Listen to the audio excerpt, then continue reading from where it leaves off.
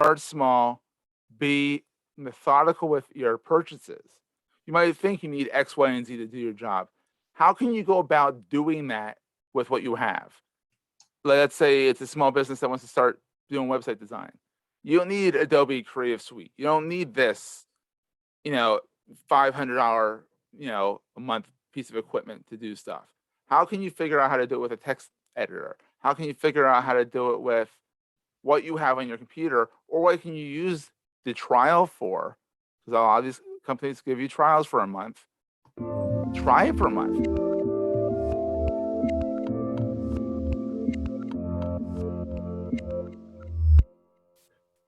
Hey everyone, this is Devin Miller here with another episode of the Inventive Journey. I'm your host, Devin Miller, the serial entrepreneur that's grown several startups into 7- and 8-figure businesses, as well as the founder and CEO of Miller IP Law, where we help startups and small businesses with their patents and trademarks. If you ever need help with yours, just go to strategymeeting.com, and we're always here to help.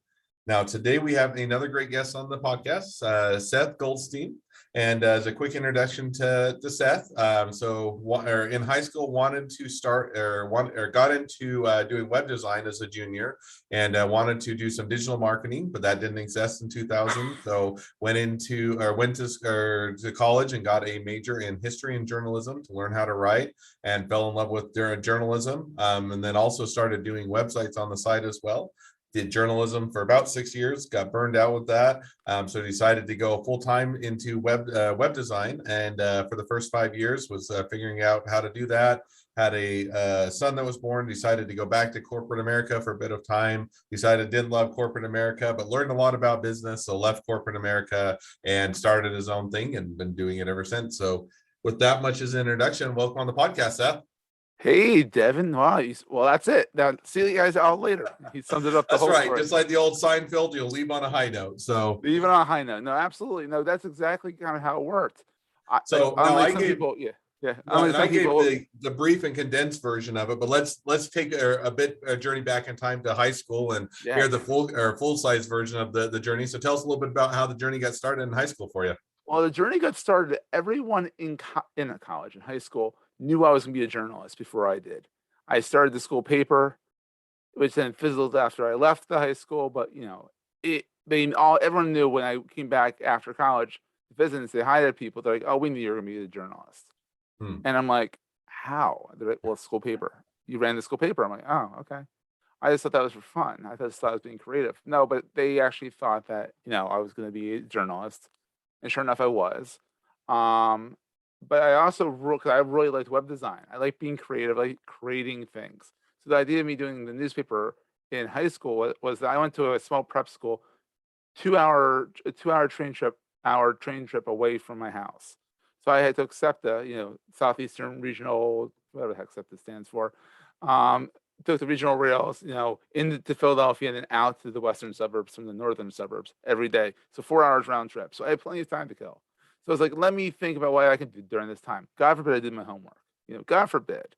But I did my homework, but that was quick and I got that done. And then they gave us all laptops back then. These were a lot bulkier than we have now. And and there's no Wi-Fi back then or anything like that. So what can I do on this computer? No internet at the time. There was internet, but not on the trains. What can I do? Sure. So I opened up PageMaker or Publisher, one of the two, and started just fooling around in there. I'm like, let me start a school paper. The prep schools, they're very all about us having these side projects, these side hustles. So I did that, and I got some kids to write for it. I was the only junior and senior that was in the respective years was allowed into staff lounge to print it out on white copy paper. So I was the only one. I had that privilege. Like, go for it, Seth. So I did that. Then one of the development director's son was doing web design, and he and his wife, their team, came to our career day and started talking about web design. They're like, I'm like, this is cool. The web was it was AOL-y, but it was right after AOL. It's right when people were like, oh, I can actually go to the web and type www something and get somewhere down, just press buttons. And so I started doing that. I helped build out the school's first website, which is when that was like a little extra credit, fun little activity we did. Did that, went off to University of Delaware, and I'm like, I want to do advertising, I want to do web design. Didn't really exist. I mean, it was all kind of Wild West back then. And so I was like, well, what can I do? I don't want to take accounting. I do not want to take accounting. I wish I took some business classes. I did not.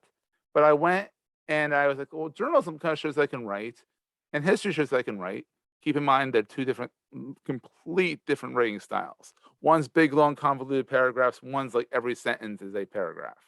Hmm. So I always got A's in my history classes in college, but never got A pluses because I could never write like a historian, ever, because they were all I could not form a paragraph in my head because I was so used to writing for the eye. But anyhow, long story short, I actually talked to now President Biden. He was a senator at the time, a University of Delaware grad, go Blue Hens, and he was walking by the press office apparently when I was talking to him on the phone. That's something Delaware related. And Mhm. he got on the phone with me and started talking to me. Nice guy, definitely a genuinely nice guy, regardless of what you think of his politics or anything like that. He is a sweet guy. And he's like, I know the review. I'm an alumni, and we talked for like a half an hour. And at that point, I was like, this is cool. I got like bitten by the bug of journalism. Hmm. And so I got out of college, joined a evening paper out in South Central Pennsylvania called the Evening Sun. Did that for 7 months. Did evening cops reporting. So a lot of gnarly stuff, cars wrapped around trees and poles. No murders or anything because nothing happens out in South Central Pennsylvania. There's more cows than there are humans, but those humans get a little lax with their driving skills and crash their cars, and that's a whole nother story. So left that, went back to the east coast of Pennsylvania, and worked for the local paper here for the remainder of my career. And it Hmm. was township stories, arguing with the township supervisors, like, yeah, please give me your tax records. I need to see them.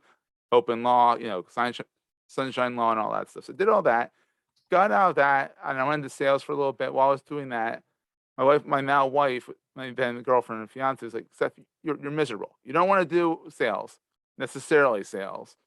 Now, Go back and get just one question before that. So you were in journalism and then you jumped over to sales. So was that kind of the interim? You're burned out with journalism, saying I don't necessarily want to do that. So what made you go to sales?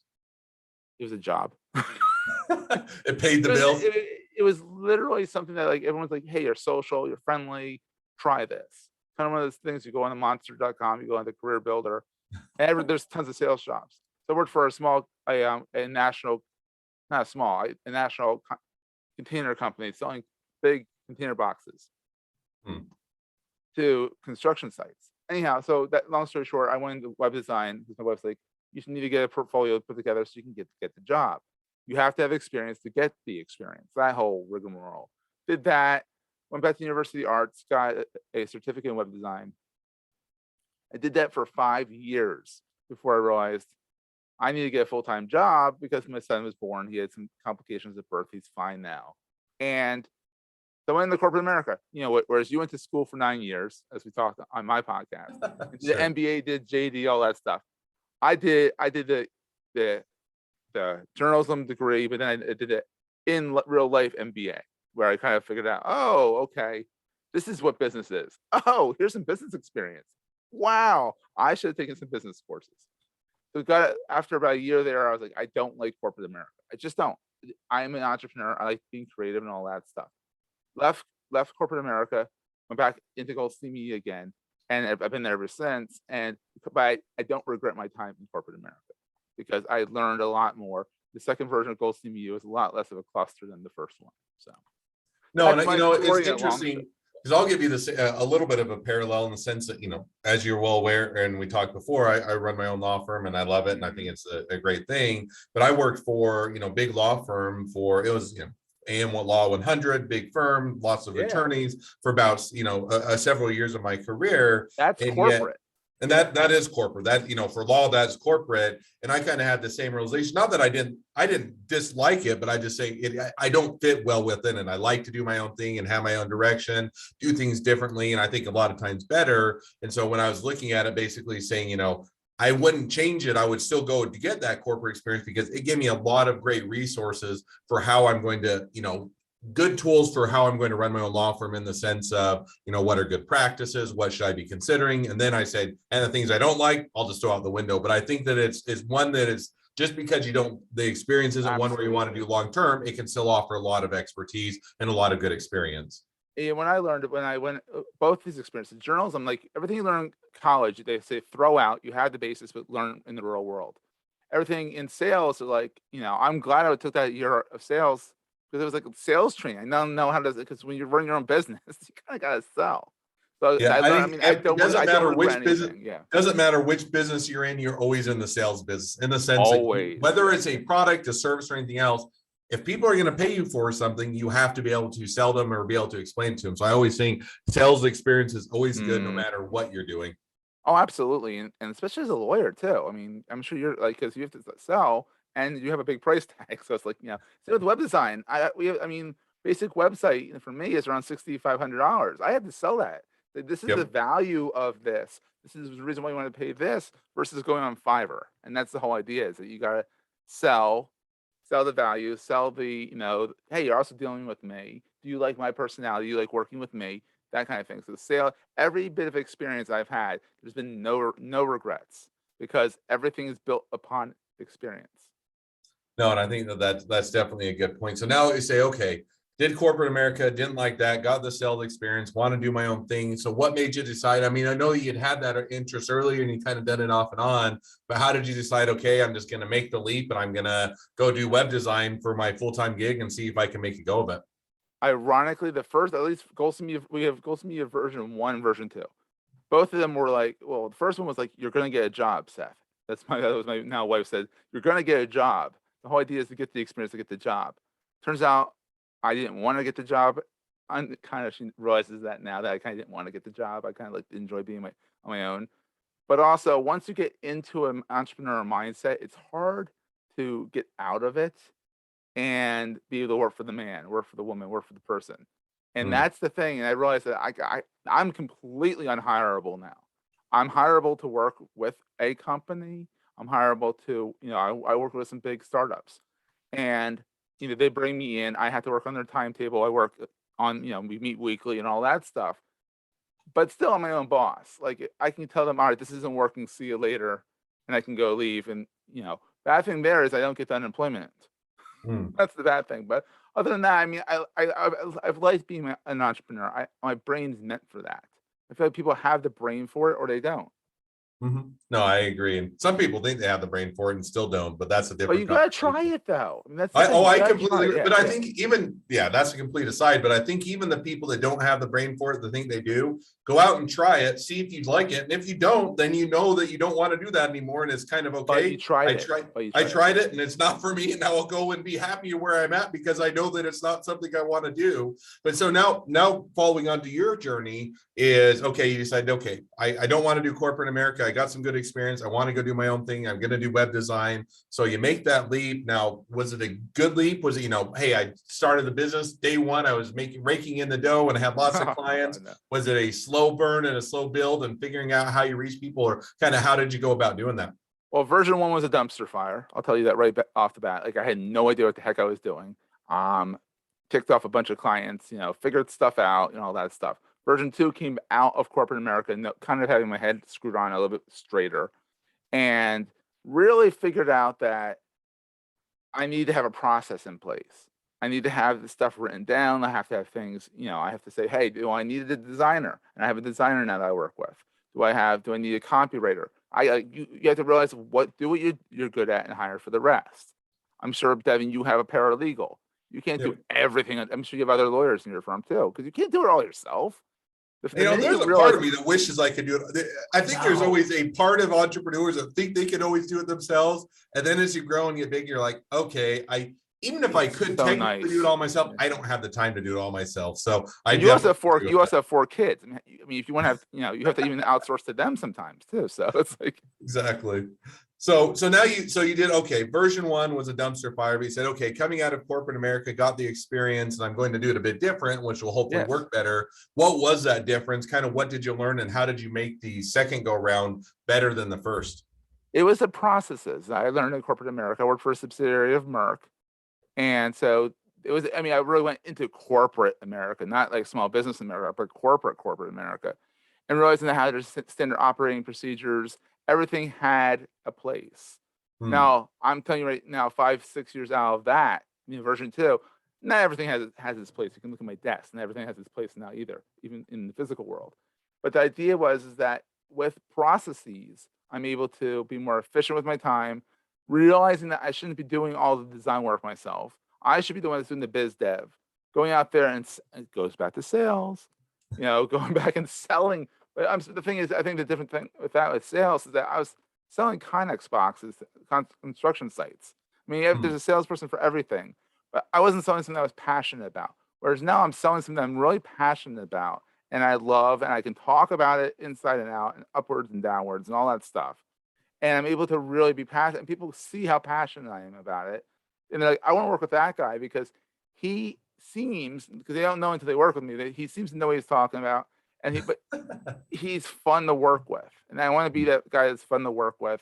You know, I want to be the guy that can actually get the solution out there for the person, deliver a website on a reasonable timetable, and not jerk their chains in any way, because there's a lot, I mean, web design, just like in the legal profession, there are snake oil people in there, and I have to Yeah, prove that I'm not one of them. I know, and I absolutely agree on the snake oil. And those are the people that give the attorneys a bad name. And it's like, like we're not all like that. Trust me. But you have to. But that's the same thing on web design because earlier on, I designed our first website, and now we have somebody that done a much better job. I think I did a decent job, but it was one that I was not a designer. And I've come to find out I am not the person that makes it look nice. I can have the conceptual, the idea, the direction of what I want to accomplish, but to make it look polished and Absolutely. just out of the park, I have to rely on someone else. And I think that that's something that you kind of come to figure out. Where are your strengths? What are the places you can really add value? That's where you focus your time. And the things that, yes, you might be able to do if you had enough time, but you're not going to add that same level of value. That's where you need to hand those off. Oh, absolutely. And knowing that and being brave enough to do that. But just also another thing is just because you hand something off doesn't mean your hands off. It means you Yeah. hand it off. You still have to kind of keep an eye on it because regardless of how good the person you hand it off to is, every once in a while, I mean, they drop the ball. But if they drop the ball, you're dropping the ball Yep. because the buck stops with you, not them. You can't say, well, my designer dropped the ball. Who cares? You're the one I'm dealing with. You drop the ball, you fix it. So the idea is you have to stay on everybody. You don't want to micromanage. Managing is the worst thing, but you want to at least check in and say, hey, how's this going? How's this going? All No, right, we and submitted it a today. lot of fun tangents. I definitely agree, and I think that's one thing that Mhm. my philosophy is: you give them a little bit of rope. You keep they start out. You give them some training, give them a very small amount of rope, and they have to basically earn the trust. Because you're Mhm. right, if something gets screwed up, the people that or the client isn't going to come to the person that that did that thing. They're going to come to the boss and say, "What are you going to do to fix this? This is messed up, and what am I paying you for?" And you're going to be the one to fix it. Mhm. So you still have to have that accountability. Now, I'm going to refocus or just shift back to the journey a little bit. So now Yes, absolutely. you made the shift. You said, okay, 2.0, learn my lessons from corporate. I'm going to do it a bit different. And I definitely agree on, processes and having that in place. So you have that all figured, you start to get that figured out now. How long have you been doing the version 2.0 and how long have you been offering that service? 6 years. It's been 6 years since corporate, and I think it's been a total of, I'd say, I've been doing it, above board where the IRS knows about me since 2008. The best time to start a job.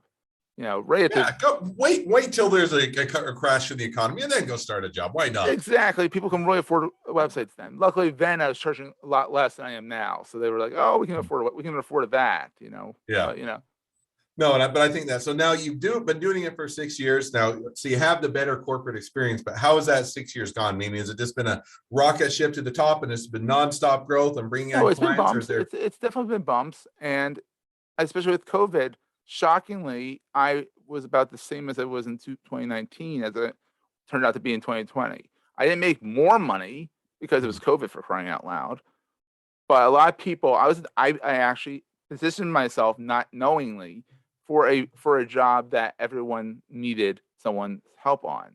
They Hmm. needed to get online. They needed an e-commerce store. They needed some SEO help. They needed everything went online because nothing in the real world, in the physical world, could be dealt with. Could be a freaking pandemic.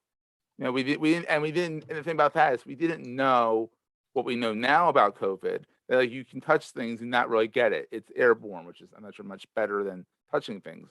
But regardless, last year and this year in 2021 has been gangbusters because I've been able to capitalize on the fact that you need to be online. You need to have an online storefront for your store. You need to have that presence for your legal firm, your consulting company. You Hmm. can't, because you're not going out and shaking hands as much. You're doing it over Zooms. And as good as that is, it's not nearly as good as is knocking on doors. So it's been very good lately. But it's entrepreneurship. It's a roller coaster. I mean, there's months where I'm like, my wife will look at me. She does my books, and she's like, "You didn't bring anything in this month." I'm like, "Oh." It feels like I did because I've been working nonstop all month, but it just the check didn't land in that month. No, and I think that, it's interesting how, going back to this a little bit what you said of the COVID thing, first of all, I'm tired of hearing about COVID, but Oh, out we of all all of are. that, Yeah, I think everybody is just completely fatigued with or hearing about COVID and everything that's going on with yeah. that. But I think that the interesting is people that either realize it or position themselves well or already position were the ones that tended to pivot and thrive. And yet it's also interesting that you can have two businesses that are in the same and saying, oh, COVID has been a blessing, or, in the sense that the business has been up, or it's been a complete downer, and they'll be in the same industry. And yet one will figure out how to navigate it and to adjust to it and adjust their sales process and their pitch and everything else. And others are just wanting to stick with the old way of doing it, which doesn't lend itself well. So I think that it's great that you're able to figure that out, or at least keep things moving forward If it was figured out for me. which is always the best way to have it. So now that kind of catches us up to a present. Before we dive to the last questions at the end, just looking a bit into the future, the next 6 to 12 months, kind of where do you see things headed? What are the next steps for you?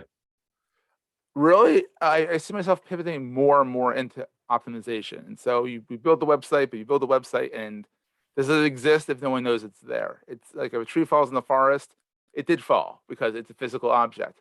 If you build a website and it's just up there, no one knows it's there, all it is, it's a waste of hard drive space, literally. And so my goal is to get all my clients and help other companies get found online. So my big push is pushing my SEO expertise and all that next, 6, 12 months out there. And so far, we've also niched down the company a little bit. We're focusing more on funded startups, legal firms, B2B companies that are helping other businesses get with their services and stuff. And since I live in the Philadelphia area, which is the biotech and life science capital of the world, I'm focusing on the biotech sector for websites and optimization because they're kind of like an offshoot of the startup world, just in the biotech world.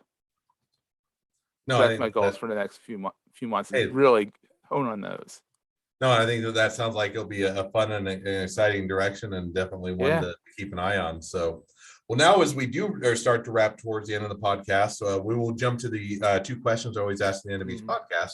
Now, as a reminder to the listening audience, we are going to do the bonus question where we shift gears and talk a little bit about intellectual property, which is always a fun topic for me. So if you want to hear that question and answer, make sure to stay tuned. If not, I understand it's not for everybody, no worries. But before we jump to that, the last two questions I ask on each episode, first question I always ask is, along your journey, what was the worst business decision you ever made, and what did you learn from it? Oh, wow. That is a good one. Worst business experience that I learned or thing I did was I overpromised, underdelivered. And it was something else. It was back before I got into WordPress. So it was 08, 09. And someone wanted a store. And I'm like, oh, I can do that. Because, of course, you fake it till you make it. Not always wise. And what I learned from it was that you don't fake it till you make it. You actually have to know what you're talking about first, or at least let them know that you're going to learn with them. Prepare them with expectations, saying, hey, I've never done this before. Here's a price break on what I'm going to give you so I can learn it. So I've done that recently with doing a learning management system for a client. I said, normally I'm going to probably charge, 5, 6, 7, 8 grand. I'm going to give it to you for 1,000 because it's just our time essentially. But we're going to learn how to build it out with you because we've never done one before. And they were ecstatic. They're like, we'll be guinea pigs, and because they're getting a huge price break, and then we get to learn on the job. And that's what I learned is that, like, if you have to learn, don't fake that you know it. Just admit it. Say, hey, I love to learn with you, and I'll do it for cheap because I have to figure it out. and it might take 8 weeks versus 3 or 4. So No, I think that is definitely a good point. It's one that's hard because your tendency is you always want to overpromise because then you can land the sale and they'll go with you, and you think, oh well, they'll still be happy. I'll figure it out. And yet then when you overpromise, when you actually go to deliver, they're saying, well, you said you do all these things, or it'd be different, and it ends up having the adverse. And so it's, I think, to your point, much better to set realistic or real or expectations are based on reality. And then when you either meet those or you exceed them, it's a much better experience than absolutely. getting to the end. So I think that is one is easy to do because you're wanting to land the sell and you kind of feel like, oh, I'll make these promises and we'll meet most of those expectations, kind of like politicians usually do, not getting into politics. But so I think that is a great lesson to learn. Under promise, over deliver. Absolutely. Opposite. Flip that around. Yeah. So now the second question I always ask is, you're talking to somebody that's just getting into a startup or small business, what'd be the one piece of advice you'd give them? Start small, be methodical with your purchases. You might think you need X, Y, and Z to do your job. How can you go about doing that with what you have? Let's say it's a small business that wants to start doing website design. You don't need Adobe Creative Suite. You don't need this, $500, a month piece of equipment to do stuff. How can you figure out how to do it with a text editor? How can you figure out how to do it with what you have on your computer, or what can you use the trial for? Because a lot of these companies give you trials for a month. Try it for a month. See if you absolutely need the whole Creative Suite, which I pay for and I use maybe a third of. But for me, it makes more sense because what I need is all over the place in there. But maybe you only need one tool, and it might be $20 a month in that Creative Suite. And I'm not only busting Adobe. I love Adobe. But there's also alternatives. You can go to alternative2to.net, type in a software that's really expensive, and it gives you a bunch of alternatives to it that are sometimes free. Like GIMP is a free version of Photoshop. In my opinion, not as good. Photoshop's been around since the 1980s. GIMP has been around since the 1990s. Different applications. But look, if you're just starting out, there's free versions on the web that are free. You're not ripping them off. It's completely legal, but you can do it with half the budget. You don't need the best of the best to start off. No, and I think that is definitely a good point, and especially because a knee jerk a lot of times as a business you're getting going, especially if you don't know, is I work for a big corporate America and this is what they use and I need this tool because this is a tool that it will get it done. And sometimes that's true. Sometimes there's just not a replacement. You have to pony up, but don't let that be your knee-jerk reaction of, because this is a tool that they use, I have to use this tool. It may be that you start out using the free version or the less expensive version and it's not quite as good, but it gives you the ability to get started. And then as you grow and you're saying, okay, now we can afford those more expensive tools and it'll be beneficial, it'll be worthwhile. But a lot of times as you're getting started, go for the less expensive option to get started as you're figuring out, because sometimes you also figure out the better tool isn't always better. And I don't need this cheap tool. I don't need that expensive tool. I need something completely different as you figure out your process. So I think that goes with podcast. And that's the same thing with podcasting too. You don't need a giant mixer. You don't need the best of the best of the best mic. You don't need you can use Zoom, which is perfectly fine. You don't need to use, Riverside.fm or any of those other things. You can just start off small, get going, just do it.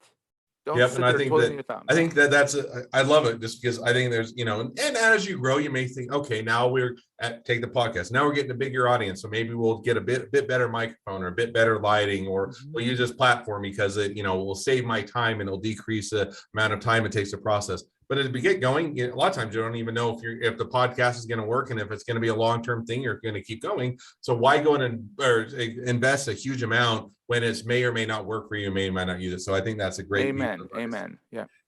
Well, now before we get to the bonus questions, we wrap up the normal portion of the episode. If people want to reach out to you, they want to be a customer, they want to be a client, they want to be an employee, they want to be an investor, they want to be your next best friend, any or all of the above, what's the best way to reach out to you, contact you, or find out more? Best way to get in touch with me is go to Goldstein Media, Goldstein media.com. You can find me usually as Seth Goldstein online. There is a more famous Seth Goldstein, imagine that, who's an action investor in Silicon Valley. So he's usually Seth on things. I'm usually Seth Goldstein. We get each other's tweets all the time. So we're always forwarding each other tweets. It's kind of funny. But so I'm usually Seth Goldstein everywhere. I'm usually the more vocal, loud, obnoxious one. So Seth Goldstein everywhere, Goldstein Media somewhere. You can find me on Entrepreneurs Enigma on multiple places. I have that.com. Digital Marketing Dives, the other podcast. And yeah, you can look around. I'm out there. So. All right. Well, I definitely encourage everybody to reach out, connect, and whether it's you're looking for a new website or you just want to make a new best friend, it's always a great option or a great resource to have. Well, thank you again, Seth, for coming on the podcast. It's been fun. It's been a pleasure. Now, for all of you that are listeners, if you have your own journey to tell and you'd like to be a guest on the podcast, we'd love to have you. Just go to inventiveguest.com and apply to be on the show. Make sure to also like, subscribe, share, because we want to make sure everybody finds out about our awesome episodes. And last but not least, if you ever need help with patents, trademarks, or anything else with your business, go to strategymeeting.com, grab some time with us to chat. Well, now as we wrap up the normal portion of the episode, we're going right into the bonus question, which is always a fun thing because we get to shift gears a bit and talk about something that's always near and dear to my heart, which is intellectual property. So with that much, turn it over to you to ask your top intellectual property question. All right, this one happens all the time. Being in web design, people always ask, "Is this trademarkable?" And I'm like, I don't know. I'm not a lawyer. I'm a web designer. And usually, before I knew Devin, I'd be like, let me go ask this person over here, or let me go ask, or let me Google that, But like, there's certain things I know that are trademarkable, like the logo. Clearly, it can be trademarkable. It's a mark. You can see it. But there's other things out there, and I can't think of anything off the top of my head of what it is. But like, it's a probably I can't trademark Seth Goldstein, obviously, because there's more out there. There'd be a lot of lawsuits, and they wouldn't go anywhere. So, like, what is trademarkable?